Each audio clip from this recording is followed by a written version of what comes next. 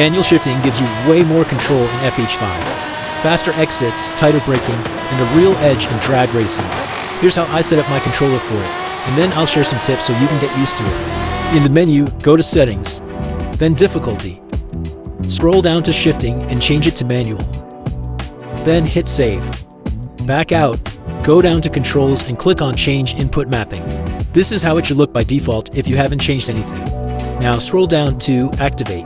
You'll see a button labeled Unbind near the bottom. That's X on Xbox or Square on PlayStation. Click it to unbind. Next, press A on Xbox or X on PlayStation, and you'll get a countdown to bind it to a new button. Activate is what lets you enter events. So I set mine to the View button on Xbox. That's the Create button on PlayStation. Next, scroll down to Shift Down. That should already be unbound, so just click to enter it and bind the X or Square button to it. Now, since we're setting this to just manual and not manual with clutch, I unbound the clutch from the left button. Then I went down to Map. By default, the View or Create button opens the map. We want to unbind that and rebind it to the left button where the clutch used to be. Just so it's clear, the left button is the one above the left trigger. A lot of people confuse it, and then every time they try to brake, it opens the map. Don't do that. Now press Save, then back all the way out to test your new settings. Press the left button to open the map, back out, then try shifting up gears and shifting back down to make sure everything works.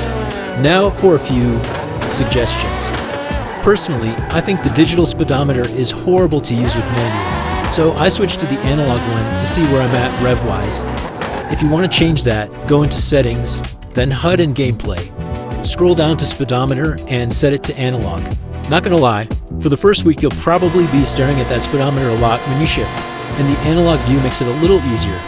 This does take time to get used to, and honestly, you'll probably want to quit and switch back. I did it like 3 times before I stuck with it. But trust me, once it clicks, there's no going back. You'll start to feel the car, and the engine sound alone will tell you exactly when to shift without even looking at the speedometer. There's a lot more tips I could throw at you, so I'll probably drop another video for that.